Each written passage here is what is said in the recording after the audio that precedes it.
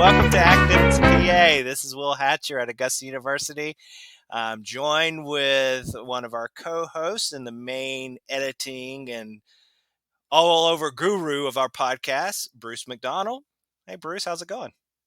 Hey, I'm not sure I ever wanted to be a guru of anything, but I'll take it.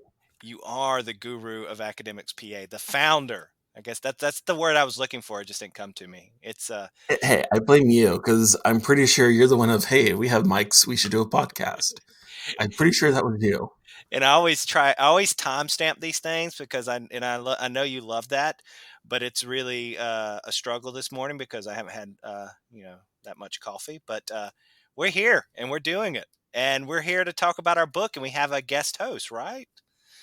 That we do. We have with us Staci Zavattaro from the University of Central Florida. So, Staci, thanks for coming and thanks for taking over our role for us today. Hey, thanks so much for having me. I really appreciate it. I'm really glad to have a discussion with y'all today about your new book that's coming out. For those who haven't seen it yet, it's called The Public Affairs Faculty Manual, a guide to the effective management of public affairs programs. And if you just quick look through the table of contents, y'all see this is really set to be a path-breaking book. So I'm really excited to talk about it today. So I actually just want to know if you can kind of walk us through how this book even came to be. Was this, you got together at a conference? Did you see a need in the field? Like, take us back to the beginning of how you guys decided to work on this project. I think a lot of it came about from our work with Journal of Public Affairs Education. And when we were putting together the proposal to become the editors of the journal, some of the discussion in our proposal focused on that we really benefited from past articles in the journal that dealt with how you manage public affairs and public administration programs, that there's not a lot out there for new public new managers of MPA programs, new directors that sometimes are just thrown into the position to turn to. And from that came, kind of the more discussions about having this book to be that source. And about the same time that Bruce and I were getting ready to take over the journal, about a year before that, I finished up a survey to small MPA program directors with Victoria Gordeon from Western Kentucky University and my colleague here at Augusta University, Wes Meares, looking at a host of issues. But one of the things that kept coming up in the survey results, the data, was a lack of training for people when they became MPA directors, and a lack of resources for them to point to. So in many ways, that's kind of the genesis of the book. Right, Bruce? Is there any other things I miss hiding out there than why we came up for this exciting book? No, I would say that's definitely right. I think I don't know if I'd say it's an unusual experience. I think it's probably more common than most people like to pretend it is, that both you and I had was we were both kind of thrown to the wolves as MPA directors. I know my transition to an MPA director in South Bend was chaotic, might be a nice way of putting it. I became the MPA director right after a really disastrous site visit. In part, we really didn't know what we were doing in the department. We didn't really know a lot about accreditation, and we really didn't have a lot of resources. And accreditation happens, it goes terribly wrong. The site visit team then proposed to the dean that I become the new MPA director. I don't know why. I blame Doug Goodman. Doug, it's totally your fault. But here I was, a new MPA director, and there was nothing really to fall back on. And so, as Will kind of alluded to when we started our work with JPay, we got into this discussion of, well, part of what we wanted to see for the journal was the creation of materials that were actually going to be useful to people. And for me, what would have been useful was something about, okay, you're a director, well, now what? And there really wasn't that out there. And so, based off of one of a handful of random idea conversations that Will and I had, we decided, well, why not try and put that together? And to take that a step further, as we at Augusta University here are going into our next accreditation cycle in about 18 months. Seems like forever, but it's not. A lot of the resources in this book are really helpful to me, even from the standpoint, I've been MPA director for a couple years here. We've been through. I was director when we were doing our last accreditation cycle. NASPA has a lot of good resources on their website, but beyond that, many times MPA directors want to look to others in the field and other sources to get examples of how to deal with accreditation, how to deal with recruiting students, how to ensure that your students are meeting the learning outcomes you want them to, and we have that all in the book from some leading people in the field. So we're hoping it's really useful to people that are in similar situations. And I joked earlier about it being exciting. It's definitely not the focus that may many times be some exciting afternoon or evening reading, but it is really useful. And actually it reads, and the chapters read really, really well. I mean, it's really, and of course we're biased, but we really think it's a useful and effective book that's going to benefit the field. Well, that leads to another question I had just listening to y'all. Like, how did you decide what you wanted really in there and what that book would say to achieve the goals you talked about of, really helping maybe those first time directors thrown into the position? I think it was really what we wish we had known, or at least my perspective was picking chapters around the things that I kind of wish I had known about everything from, okay, you have to deal with accreditation. What is accreditation? What's the function and basics of what you need to do, all the way down to, well, how do you recruit students? I Hmm. think that's definitely not something that I had ever really thought about until also I had to do it. And I think too, the focus, with our discussions on what topics should be chapters, and as we were planning the book, especially toward the end, I think some of it too started pushing to what Bruce and I see as maybe the future of the field, a focus on, increasing a focus on culture competency and social equity, and also the role in programs, even smaller programs today in community outreach and applied research centers, and the roles those shops play in local governance in our communities. So, why do you guys think it is that when people are kind of put in these positions, there's no real training, there's no knowledge passed down? And then to that end, I know you've addressed it a little bit, but specifically, how do you think your book and some of those chapters that are included, like you were saying, work specifically to fill those gaps? I think a lot of times when you are put in these positions, um, you know, the survey we did and other survey results, most people who find themselves in to be MPA directors are tenured, but a lot of times, like the case with me and Bruce here, you're not tenured. You're put in that position because either you've had something happen, like Bruce discussed with the site visit, that didn't work out, or you've had somebody who's retired, or you've had somebody that's moved on to a different position. And it's really ad hoc, the training and the kind of institutional memory that's there for new directors. Like in my past, I've had really good mentors that, and the MPA director here in the past at Augusta University before me left a lot of resources and really helped during the transition period. But that's not always the case. And I think a lot of it just boils down to people are retiring, or they're moving to new positions, or they're burned out maybe on administrative work, and you just don't have a formal transition process. But that's against what we talk about in the field, that you need a formal transition process, you need contingency plans and things like that. I really think the book, is not, at the end of the day, the contains all the answers if you're a new MPA director or a continuing director, but it gives a good outline for you to have have a place to go to get some answers, but also maybe to use that material to start having discussions at your institutions to maybe have more formalized training when you move in, and maybe look at these things in a more strategic manner. If you think that there's 300 or so ish MPA programs in the States, a lot of them you do have a nice kind of plan of what happens when one MPA director steps down, the new one comes in.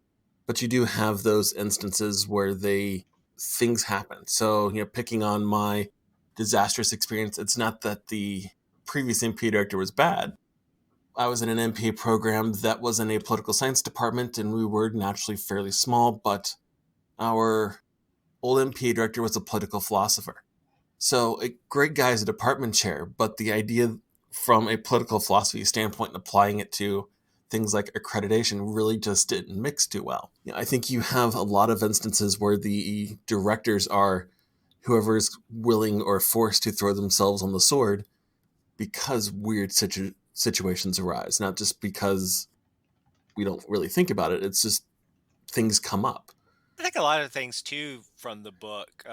One of the routes that we see, one of the areas that it may benefit folks is that, believe it or not, you do have faculty who have career goals to be in administrative positions, and for Oh, us absolutely. in public administration, that MPA director may be that first step into administrative position. And we're hoping that the topics and the chapters in the book can also serve as you know, an introduction for those folks that their long-term goals may be. There may be a junior faculty member who's thinking long-term that I do see myself wanting to move in administration, and that MPA director position is usually the first step. And that leads to another question is how specifically did y'all decide what chapters you wanted? Was it more of going back to what you said about these are things I wish I knew, or did it kind of happen organically, with the, people you have writing saying, hey, I really want to talk about X? I think a lot of it was things we wish we had known. Kind of looking back over both of our experiences as MPA directors, we've been in very different programs with very different kinds of challenges.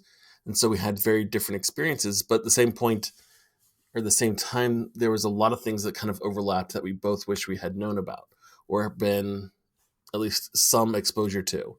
If you think about a PhD program, you spend a lot of time on teaching and research, never anything about administration. It's a challenge to jump in when you don't really have any background into it because it's not a normal business or normal governmental like community in which you're operating. So, using that standpoint of what do I wish I had known? So we have definitely the chapter on accreditation, definitely the chapter on recruitment. There's a chapter on, just budgeting, which, we think about budgeting from a traditional budgeting perspective like we'd have in an MPA curriculum.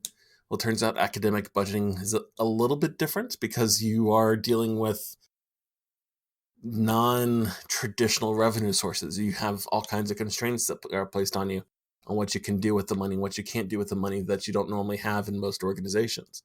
So, just how do you deal with that? And I think that's kind of drives I think that drives the types of chapters and the focuses of the chapters that we really went after.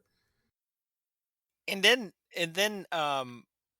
we took those ideas and identified authors that we think would be a good fit for each of those ideas. So I know with a number of edited books, it may be you have a collection of authors you have in mind, and some of those ideas organically come together. And I think there were variations on some of the ideas and focuses of the chapters, but a lot of this was guided by just that basic that what would we have wanted to know before we started our being MPA directors, and what we think that that is really beneficial for public affairs programs going forward in the future. And I know on your podcast, you all like to talk a lot about kind of development broadly in the field. So for those, to turn the corner a little bit, so for those who are thinking, gosh, I want to do a book, where should they even begin? How did you go about, taking this topic and really narrowing it? How did you start with writing, I'm using my word, but the application, your proposal, there's the word, Staci. How do you even get started if you want to do a book project like this? How long does it take? What do you need to know? I think our approach to this is probably different than what most people would ever do.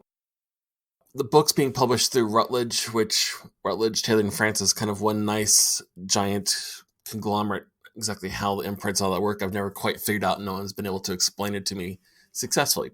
But we had our production editor for JPay, And we were talking with her and we were like, hey, we have this idea for a book. And then she put us in touch with the editor, Rutledge, who kind of talked us and walked us through the entire process. Since this is really the first book for both of us, using that as kind of a background experience of, what comes next, or how we would advise or provide guidance to someone else who was going after doing a book. Really you do have the proposal process, but perhaps more important than the proposal itself is that initial discussion with the editor. Different publishers all have different expectations. They all have different interest of what they are trying to go after. So, for instance, this book is on PA education. There's not really any publisher that was publishing anything on PA education at the time.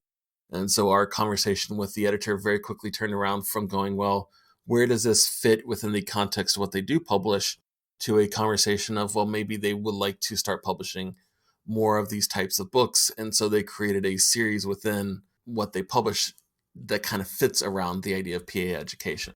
You can send anything to a publisher all you want to, but trying to find that fit really works better off by having those discussions with the editor first. Our relationship with Taylor and Francis through being editors of JPay really helped too, because in many ways, this book is like an extended issue of a journal, in that our work being able to put together issues of the journal really helped open some doors to show that we could put this together and then edit the series on public affairs or education. But Stacy, you've done a number of books. What's been your process? It's really interesting because I think some of it, parallels what you both were talking about, of entering, a new space, a space where people haven't really been before. I mean, some of your listeners might know I study primarily, city branding and marketing. And when I started publishing in that a decade ago, I would get the funniest looks y'all could imagine of, what do you mean governments do this? We know government, agencies communicate, but the idea of really, shaping the message and putting, branding and marketing around it was very foreign. So I had to do some of the similar processes y'all describe, of really step back. What do I want to say? How do I get a publisher to, to believe that this is valuable, when, the books that exist are in general public sector communication. So since then, it's just been, kind of chipping away at, what the disciplinary boundaries are assumed to be. And I think that's what y'all are doing with your book, as well. Just this taken for granted, of course we know how governments communicate. Of course we know how to run MPA programs. Of course we know what accreditation is. And then when you really step back and think, well, maybe there's something we could actually learn there. And I think the biggest thing for me is, maybe you all felt this way too, you could talk about it, especially when you're doing edited volumes: patience.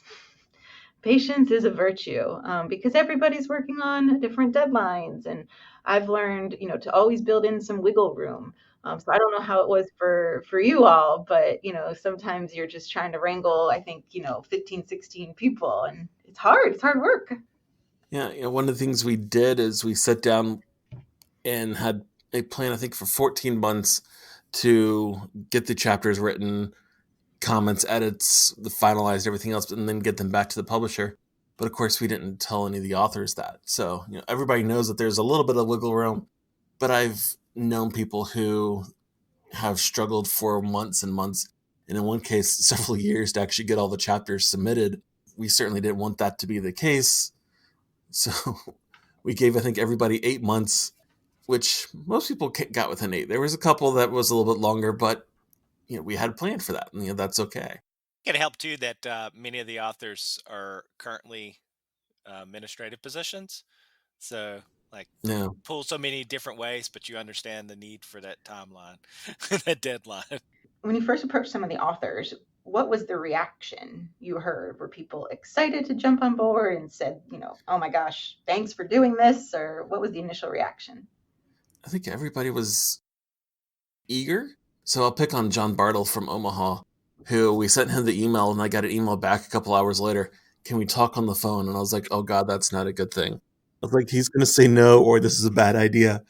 And his response was literally, this is fantastic. Here's my idea for the chapter. kind of get you a draft in like 3 weeks. I want to order copies for everybody. And I was like, oh, most people didn't quite have that extent of a response. But I think everybody was going, it's about time somebody wrote, a book on this. I was at a conference last Friday.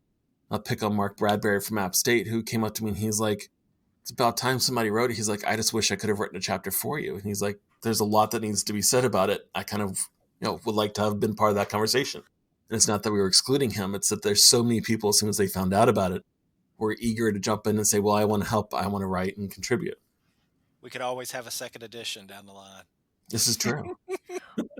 That's actually something I wanted to ask. It's funny you bring that up because I wanted to know if you guys see this as kind of, maybe this is the wrong word, but in my head, like a living thing that, as standards change or processes change, to do second editions or even have further conversations in the pages of the journal.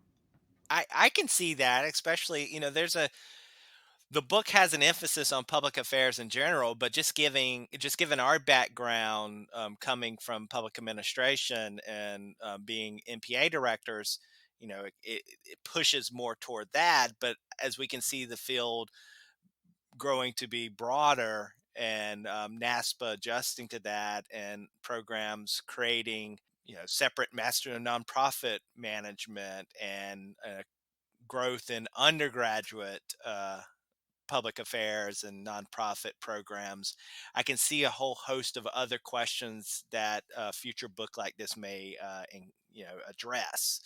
That where it can be something that is updated on a fairly regular basis.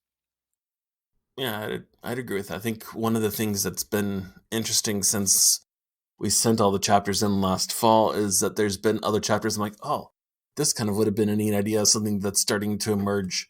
So think of things like population change, where we have a shift in the population of the United States and what that means for how we recruit the types of students, the services we provide for them as we start having college students, but also MPA students look and be very different than they have in the decades past.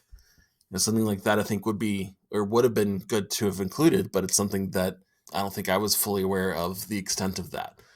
But one of the things I think is nice is that as a outgrowth of the book, Taylor and Francis has allowed us, or Routledge has allowed us to create that public administration education series or public affairs education series, I think is what they're calling it, that we can have books that are uniquely focused on different types of things. So we have one that's in the progress, not written by us, written by some other people on nonprofit education and how we think and create masters of nonprofit programs, the content, the resources, everything that kind of goes into that.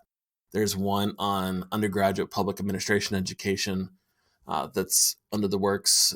Myself and Megan Jordan from Old Dominion signed a contract last week for the series for one on teaching budgeting and finance. Things that don't necessarily fit within the context of just an article, that there's a lot more that goes into it. And so we can still accommodate that as the area kind of moves forward. And if people are listening and they're like, I have some pedagogy focused stuff, how do they find out about that series? There is a page on Routledge's website that has, the short description, but after that short description, it basically refers everybody back to Will and I.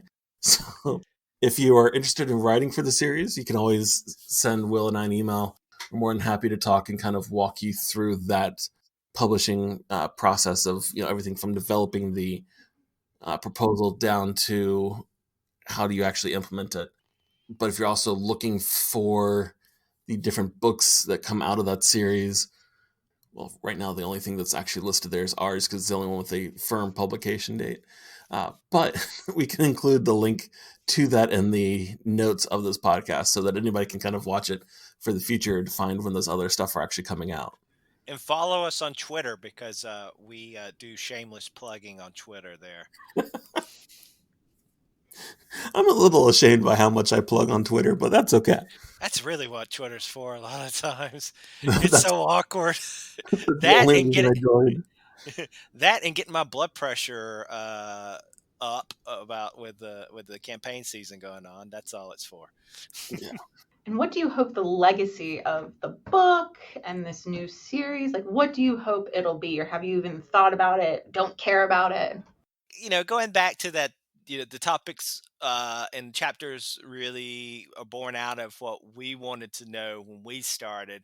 I hope it really helps people who are new to being directors of public affairs programs, because that's a worry in the field, that we don't have training and contingency plans, especially from small programs who do serve their communities. And having an effective director of the program really matters, and it really matters for the students, but it also matters for the areas and regions of our nation that those programs serve. And just just having people benefit from the book, and being able to say, I really like to use the chapter on accreditation to help with our accreditation planning. Or we were working on getting applied research centers set up to help our local governments and nonprofits in our area that need help, and that chapter really helped us with that. Those kind of things. That's what I'm looking for. I like that as an answer. And I don't think I've really thought about it. I know when I became MPA director, that first year was a nightmare. No, nightmare is the wrong word. It was bad. We'll say it was bad. In part, this is my second year having as an assistant professor. I didn't know what the heck was going on. I had never thought about accreditation. I had never been to a NASPA conference. My first experience reading an accreditation report was sitting in front of the dean during our site visit with the site visit team and all the faculty around, and everybody kind of going, well, crap, we messed up. And me looking and going, wait, what did we mess up about? It was one of those weird, not very good experiences. And I like the idea of kind of ensuring that doesn't happen to other people. And it's not that I don't think assistant professors or new assistant professors should be MPA directors. That's a whole different conversation. But, providing that resource, providing something that helps them when they get into that kind of situation, so they don't have that year like I had, where you had to try and figure out everything all at once, everything all on your own, because there really wasn't anywhere else to turn to. That's a good answer too. I like the idea of work-life balance, and I did not have a work-life balance that year. So if I can help somebody else get there, I'll take it. And do you see the book as, I mean, I know you talked about, it might not be, the most, exciting beach read, but do you see the book as something you'd have to read cover to cover? Can somebody who's struggling with, maybe recruitment turn right to that chapter? Like, how do you see the book being used? Each of the chapters is kind of set up as its own self-contained environment. So not everybody is going to face the same issues or the same challenges. So there's a chapter by Hunter Bacot from UNCG on running centers and institutions within your program and department like he used to run. A lot of departments don't have that kind of setup. So if you don't have that setup, you wouldn't need that chapter. Some departments and programs have more budgetary control than others. So if you have the budgetary control and you have questions, you can jump to it. So it really does kind of allow you to pick and choose the different things that you're going to need out of it.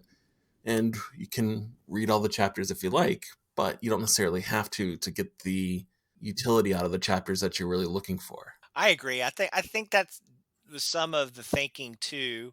We're applying probably more rationality and logic to our thinking with these topics than actually happen.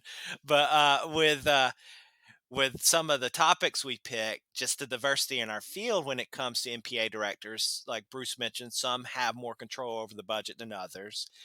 Some have more control over faculty development and promotion tenure than others. Um, and some have more control over curriculum and instructional design.